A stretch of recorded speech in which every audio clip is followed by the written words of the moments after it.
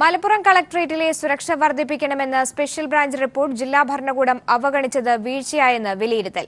Collectorate കവാടത്തിൽ check പോസ്റ്റും high mast ലൈറ്റും സ്ഥാപിക്കണമെന്ന് സ്പെഷ്യൽ ബ്രാഞ്ച് ഉദ്യോഗസ്ഥർ 5 മാസം മുൻപ് റിപ്പോർട്ട് നൽകിയിരുന്നു. കൊല്ലം സ്ഫോടനത്തെ തുടർന്നാണ് മലപ്പുറത്തെയും കളക്ടറേറ്റിലെ സുരക്ഷ സ്പെഷ്യൽ ബ്രാഞ്ച്. കളക്ടറേറ്റും കോടതിയും ഉൾപ്പെടുന്ന 35 ഏക്കർ സ്ഥലത്തേക്കുള്ള 4 വഴികളിലും ഗേറ്റില്ല. പ്രധാന കവാടത്തിലെ ഗേറ്റ് രാത്രിയിലും തുറന്നിടും. ഇങ്ങനെ സുരക്ഷാ പോരായ്മകൾ ചൂണ്ടിക്കാട്ടി സ്പെഷ്യൽ ബ്രാഞ്ച് ഡിവൈഎസ്പി പോലീസ് മേധാവിക്കും ജില്ലാ കളക്ടർക്കും റിപ്പോർട്ട് നൽകിയിരുന്നു. കളക്ടറേറ്റ് വളപ്പിൽ high mast light, police aid post, പ്രവേശന കവാടങ്ങളിൽ വാഹന പരിശോധന, പ്രധാന ഭാഗങ്ങളിൽ CCTV തുടങ്ങിയ സംവിധാനങ്ങൾ സ്ഥാപിക്കാനും special branch DYSP D. Ashok കുമാറിന്റെ റിപ്പോർട്ടിലുണ്ട്. ഇത് അവഗണിച്ചത് ഇന്റലിജൻസ് ADGP R. ശ്രീലേഖ അന്വേഷണ ഉദ്യോഗസ്ഥരുടെ യോഗത്തിൽ വിമർശിച്ചിരുന്നു. അതേസമയം ലഭ്യമായ തെളിവുകളുടെയും വിവരങ്ങളുടെയും അടിസ്ഥാനത്തിൽ അന്വേഷണം പുരോഗമിക്കുന്നു. മലപ്പുറം നഗരത്തിൽ കടകളിലും മറ്റു സ്ഥാപനങ്ങളിലുമുള്ള മുഴുവൻ CCTV ദൃശ്യങ്ങളും പോലീസ് പരിശോധിക്കുന്നുണ്ട്. News bureau, Malappuram. CPIM സംസ്ഥാന സെക്രട്ടേറിയറ്റ് യോഗം ഇന്ന് നടക്കും. സംസ്ഥാനത്തെ നിലവിലെ രാഷ്ട്രീയ സാഹചര്യവും സർക്കാരിന്റെ പ്രവർത്തനവും യോഗം വിലയിരുത്തും. ഗുണ്ടാക്രമണ കേസിൽ ഉൾപ്പെട്ട സക്കീർ ഹുസൈൻ, വടക്കാഞ്ചേരി പീഡന കേസിൽ ആരോപണ വിധേയനായ ജയേന്ദ്രൻ എന്നിവർക്കെതിരെയുള്ള നടപടി സംബന്ധിച്ച് യോഗം ചർച്ച ചെയ്തേക്കും. ഇരുവർക്കുമെതിരെയും നേരത്തെ പാർട്ടി നടപടിയെടുത്തിരുന്നു. രാവിലെ 10-ന് AKG സെന്ററിലാണ് സെക്രട്ടേറിയറ്റ് യോഗം. വിഷവായു ശ്വസിച്ച് വലഞ്ഞ് ദില്ലി. മലിനീകരണം കുറയ്ക്കാൻ നടപടി ശക്തമാക്കുമെന്ന് സർക്കാർ അവകാശപ്പെടുമ്പോഴും ദിനംപ്രതി ദില്ലിയിൽ വായു മലിനീകരണ തോത് കുതിച്ചുയരുകയാണ്. മലിനീകരണ വായു തിങ്ങിനിറഞ്ഞ് മൂടൽമഞ്ഞ് ശക്തമായതോടെ പുറത്തിറങ്ങാൻ പോലും ജനങ്ങൾ മടിക്കുകയാണ്. വിഷവായു ശ്വസിച്ച് ശ്വാസം മുട്ടലും കണ്ണുകൾ എരിയുന്നതും വർദ്ധിച്ചതോടെ പല സ്കൂളുകളും അടച്ചിട്ടിരിക്കുകയാണ്. ഇക്കഴിഞ്ഞ 17 വർഷത്തിനിടയിൽ ഏറ്റവും വലിയ വായു മലിനീകരണമാണ് രാജ്യതലസ്ഥാന നഗരിയിൽ ഉണ്ടായിരിക്കുന്നത്. ദീപാവലി പിറ്റേന്നു മുതൽ ശക്തമായ മലിനീകരണം ഇപ്പോൾ അനിയന്ത്രിതമായി. ദില്ലിയുടെ അന്തരീക്ഷത്തിൽ 1800 ക്യൂബിക് മൈക്രോഗ്രാം മാലിന്യങ്ങളാണ് ഇപ്പോൾ തങ്ങി നിൽക്കുന്നത്. സാധാരണ തോതിനേക്കാൾ 16 മടങ്ങ് മാലിന്യം വർദ്ധിച്ചു. വായുവിന്റെ ഗുണമേന്മ 2.5-ലും താഴെയാണ്. കാറ്റും തീരെ കുറവായതിനാലാണ് ഇത്രയും മലിനീകരണ തോത് വർദ്ധിച്ചിരിക്കുന്നതെന്ന് കാലാവസ്ഥാ നിരീക്ഷണ കേന്ദ്രം വ്യക്തമാക്കി. പുറത്തിറങ്ങുന്ന ആളുകളുടെ കണ്ണുകൾ എരിയുകയാണ്. ശ്വാസതടസ്സവും അനുഭവപ്പെടുന്നുണ്ട്. അതിനാൽ പ്രായമായവരും കുട്ടികളും ഹൃദയ ശ്വാസകോശ രോഗമുള്ളവരും വീടിന് പുറത്തിറങ്ങുന്നത് ഒഴിവാക്കണമെന്ന് ദില്ലി ആരോഗ്യ മന്ത്രാലയം ആവശ്യപ്പെട്ടു. മാലിന്യം കത്തിക്കുന്നതിനുൾപ്പെടെ നിയന്ത്രണം കൊണ്ടുവന്നെന്നായിരുന്നു ആരോഗ്യമന്ത്രി സത്യേന്ദർ ജെയിൻ അവകാശപ്പെട്ടിരുന്നത്. മലിനീകരണ തോത് അനിയന്ത്രിതമായതോടെ മിക്ക സ്കൂളുകളും അടച്ചിരിക്കുകയാണ്. രാജ്യതലസ്ഥാന നഗരം ഒരു ഗ്യാസ് ചേമ്പർ പോലെ ആയിരിക്കുന്നു എന്നാണ് വിദഗ്ധ സമിതി റിപ്പോർട്ട്. മലിനീകരണ തോത് കുറയ്ക്കാൻ കൃത്യമായ നടപടി സ്വീകരിക്കുമെന്ന് സർക്കാർ അവകാശപ്പെടുമ്പോഴും മരണഭീതിയിലാണ് ഓരോ ദിനവും ദില്ലി നിവാസികൾ. ക്യാമറമാൻ ശൈലേഷ് കല്ലായിക്കൊപ്പം Manushankar, news bureau, Delhi. Additional chief secretary Tom ജോസിനെതിരെ നടപടി വേണമെന്നാവശ്യപ്പെട്ട് വിജിലൻസ് ഡയറക്ടറുടെ ശുപാർശ കത്ത്. അനധികൃത സ്വത്ത് സമ്പാദന കേസിലും മഗ്നീഷ്യം ക്രമക്കേടിലും ടോം ജോസിനെതിരെ എത്രയും വേഗം സർക്കാർ നടപടി സ്വീകരിക്കണമെന്നാണ് vigilance director Jacob Thomas chief സെക്രട്ടറിക്ക് നൽകിയ കത്തിൽ ആവശ്യപ്പെടുന്നത്. അതേസമയം കത്തിന്മേലുള്ള സർക്കാർ നടപടി തിങ്കളാഴ്ച ഉണ്ടാകുമെന്നാണ് സൂചന. അനധികൃത സ്വത്ത് സമ്പാദന കേസിൽ കുടുങ്ങിയ തൊഴിൽ വകുപ്പ് അഡീഷണൽ ചീഫ് സെക്രട്ടറി ടോം ജോസിനെതിരെ അടിയന്തര നടപടി ആവശ്യപ്പെട്ടാണ് vigilance director Jacob Thomas chief secretary വിജയാനന്ദന് ശുപാർശ കത്ത് നൽകിയത്. ടോം ജോസിന്റെ വീട്ടിൽ വിജിലൻസ് നടത്തിയ പരിശോധനയുടെ വിശദാംശങ്ങളും ടോം ജോസിന്റെ സാമ്പത്തിക ഇടപാടുകൾ വ്യക്തമാക്കുന്ന രേഖകളും അടങ്ങുന്ന അന്വേഷണ റിപ്പോർട്ടും വിജിലൻസ് ഡയറക്ടർ കത്തിനൊപ്പം കൈമാറിയിട്ടുണ്ട്. ടോം ജോസ് സർക്കാർ സർവീസിൽ തുടരുന്നത് തുടരന്വേഷണത്തിന് തടസ്സമാകുമെന്ന് റിപ്പോർട്ടിൽ പറയുന്നു. ഇതിനു പുറമെ ടോം ജോസിനെതിരെ ഉടൻ നടപടി ഉണ്ടായില്ലെങ്കിൽ പല നിർണായക തെളിവുകളും നശിപ്പിക്കപ്പെടുമെന്നും റിപ്പോർട്ടിൽ സൂചിപ്പിച്ചിട്ടുണ്ട്. ടോം ജോസിനെതിരെ കടുത്ത അച്ചടക്ക നടപടി വേണമെന്നതാണ് ശുപാർശ കത്തിലെ ആവശ്യം. മഗ്നീഷ്യം ക്രമക്കേടിനെക്കുറിച്ചും വിജിലൻസ് ഡയറക്ടർ നൽകിയ കത്തിൽ വിശദീകരിച്ചിരിക്കുന്നു. യഥാർത്ഥ വരുമാനത്തിൽ നിന്ന് 62.35% അധിക വരുമാനം ടോം ജോസ് ഉണ്ടാക്കിയെന്ന് വിജിലൻസ് നേരത്തെ കണ്ടെത്തുകയും ഇതനുസരിച്ച് ടോം ജോസിനെ പ്രതിയാക്കി മൂവാറ്റുപുഴ കോടതിയിൽ വിജിലൻസ് FIR നൽകിയിട്ടുണ്ട്. ടോം ജോസ് 2010 മുതൽ 2016 വരെ 1.19 കോടി രൂപയുടെ അനധികൃത സ്വത്ത് സമ്പാദിച്ചുവെന്നാണ് വിജിലൻസിന്റെ പ്രാഥമിക കണ്ടെത്തൽ. ഇക്കാര്യത്തിൽ തുടരന്വേഷണം നടത്തുന്നതിനും പരിശോധനകൾ വ്യാപിപ്പിക്കുന്നതിനും ടോം ജോസിനെതിരെ നടപടി സ്വീകരിക്കേണ്ടത് അത്യാവശ്യമാണ്. അതേസമയം ചീഫ് സെക്രട്ടറിക്ക് ലഭിച്ച കത്തും അന്വേഷണ റിപ്പോർട്ടും തിങ്കളാഴ്ച ആഭ്യന്തര വകുപ്പ് സെക്രട്ടറിയുമായി ചർച്ച ചെയ്ത ശേഷമാകും ടോം ജോസിന്റെ കാര്യത്തിൽ അന്തിമ തീരുമാനമുണ്ടാവുക. Sunil Arumanoor, news bureau, Thiruvananthapuram.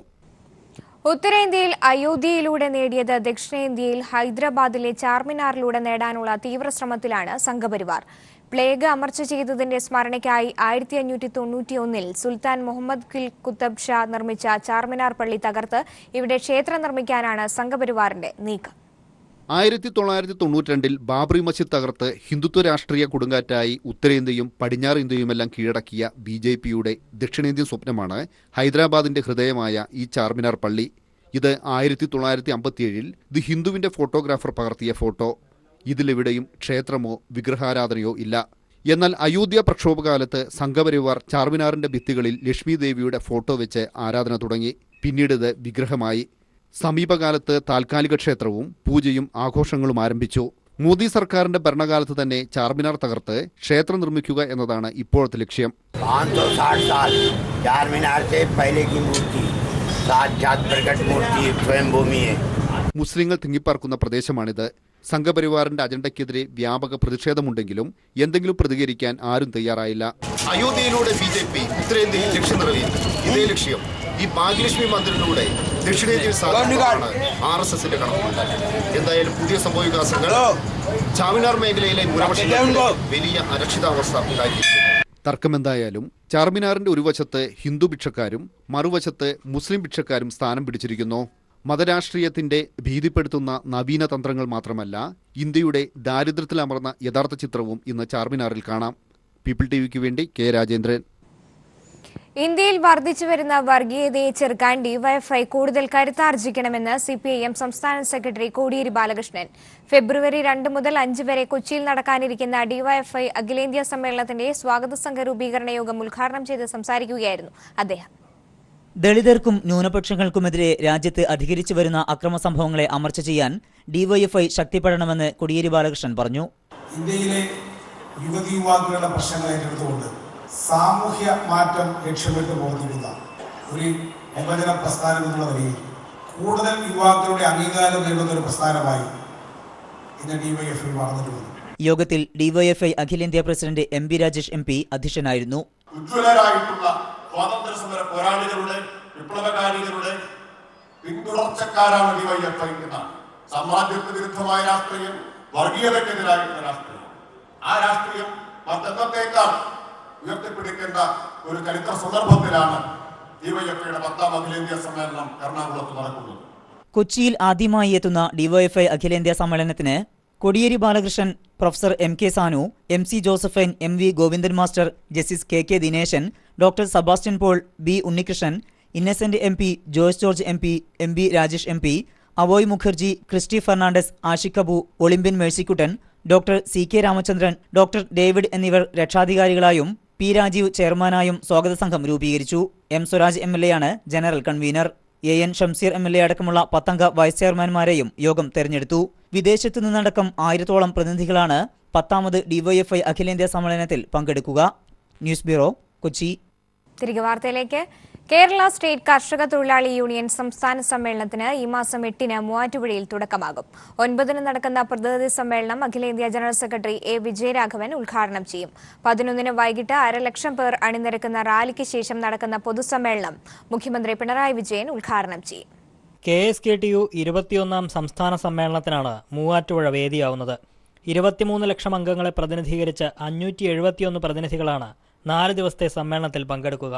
പതാക, ദീപശിഖ, കൊടിമര ജാഥകൾ 8-ന് വൈകുന്നേരം 5 മണിക്ക് സമ്മേളന നഗരിയിൽ എത്തിച്ചേരുന്നതോടെ സംസ്ഥാന സമ്മേളനത്തിന് തുടക്കമാവും. 9-ന് രാവിലെ 10 മണിക്ക് ചേരുന്ന പ്രതിനിധി സമ്മേളനം കർഷക തൊഴിലാളി യൂണിയൻ അഖിലേന്ത്യാ ജനറൽ സെക്രട്ടറി A. വിജയരാഘവൻ ഉദ്ഘാടനം ചെയ്യും. കർഷക തൊഴിലാളികൾക്ക് ഗ്രാറ്റുവിറ്റി, PF, പെൻഷൻ അടക്കമുള്ള ആനുകൂല്യങ്ങൾ നൽകി യുവതലമുറയെ ആകർഷിക്കാൻ കഴിയുന്ന നയം സർക്കാർ സ്വീകരിക്കണമെന്ന ആവശ്യം സമ്മേളനം മുന്നോട്ട് വയ്ക്കുമെന്ന് KSKTU സംസ്ഥാന general secretary MV Govindan master കൊച്ചിയിൽ വാർത്താ സമ്മേളനത്തിൽ പറഞ്ഞു.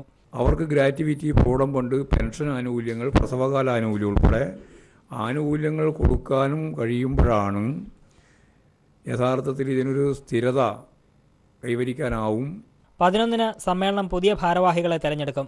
അന്ന് വൈകിട്ട് 1,00,000 പേർ അണിനിരക്കുന്ന റാലിക്ക് ശേഷം നടക്കുന്ന പൊതുസമ്മേളനം മുഖ്യമന്ത്രി പിണറായി വിജയൻ ഉദ്ഘാടനം ചെയ്യുമെന്നും MV ഗോവിന്ദൻ മാസ്റ്റർ പറഞ്ഞു.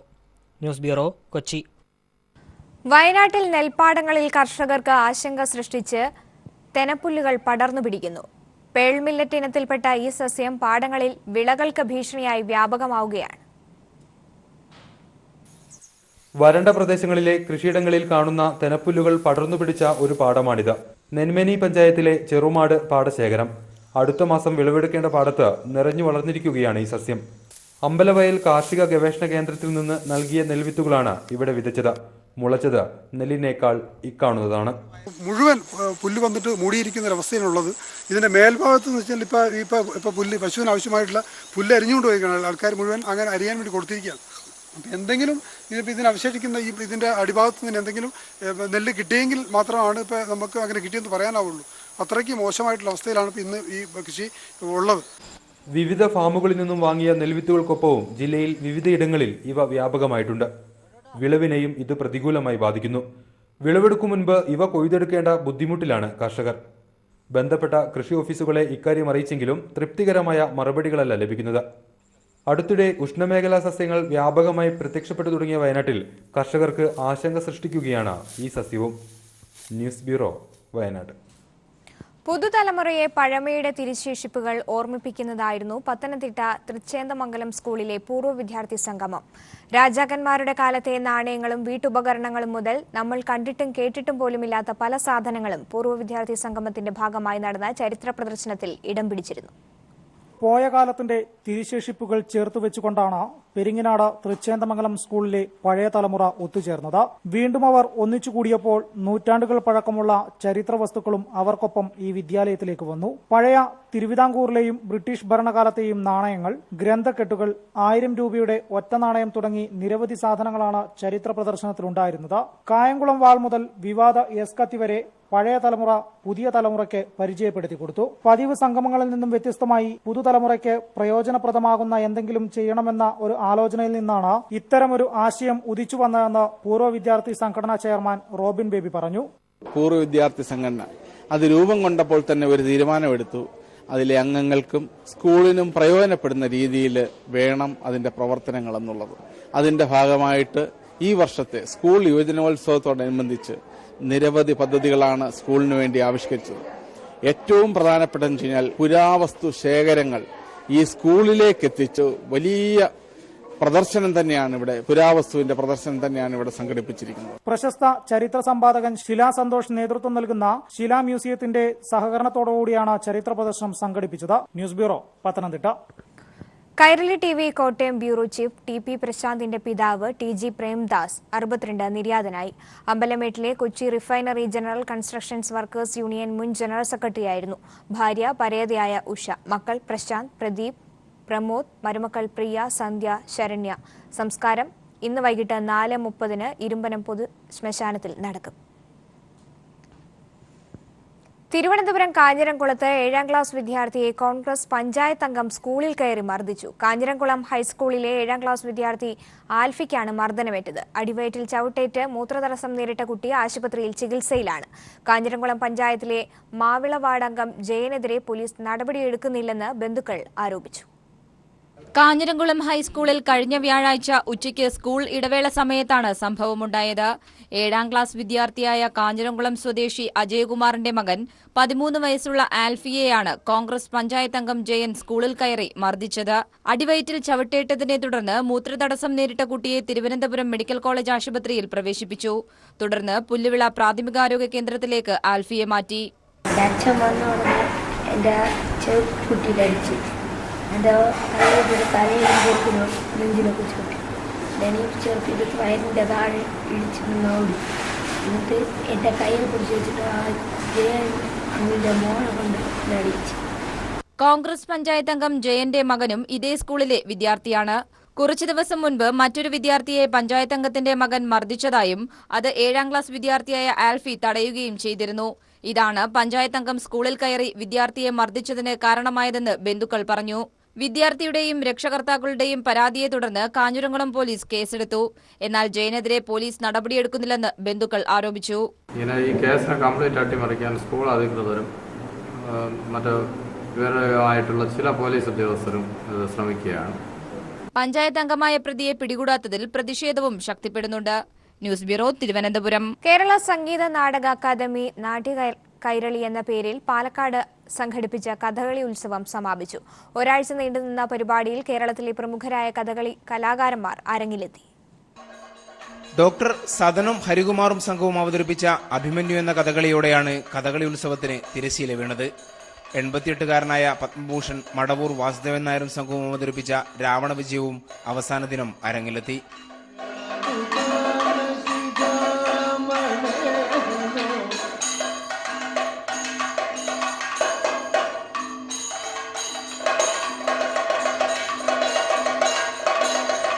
ദൂതനായി കലാവൈശാഖും രംഭയായി കല്ലുവഴി വാസുവും വേഷമിട്ടു.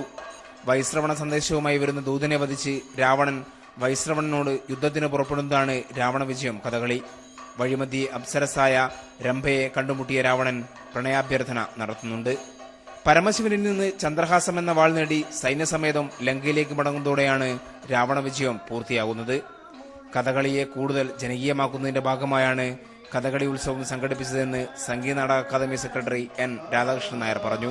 കഥകളി ലോകത്തിന്റെ സമ്പൂർണമായ ഒരു പരിച്ഛേദം സാംസ്കാരിക വകുപ്പിന്റെ കീഴിലുള്ള സംഗീത അക്കാദമിയുടെ ആഭിമുഖ്യത്തിൽ ഇവിടെ അവതരിപ്പിക്കാനുള്ള ഞങ്ങളുടെ ശ്രമം നിറഞ്ഞ സദസ്സാണ് പാലക്കാട് ഏറ്റുവാങ്ങിയത് എന്നുള്ളത് അഭിമാനകരമായ ഒരു കാര്യമാണ്. ചെമ്പൈ സ്മാരക സംഗീത കോളേജിൽ നടന്ന സമാപന സമ്മേളനം ജില്ലാ കലക്ടർ പി മേരിക്കുട്ടി ഉദ്ഘാടനം ചെയ്തു. ജില്ലാ panchayat vice president T K Narayanadas അധ്യക്ഷത വഹിച്ച ചടങ്ങിൽ N Radhakrishnan Nair, T R Ajayan തുടങ്ങിയവരും സംബന്ധിച്ചു. News bureau, Palakkad.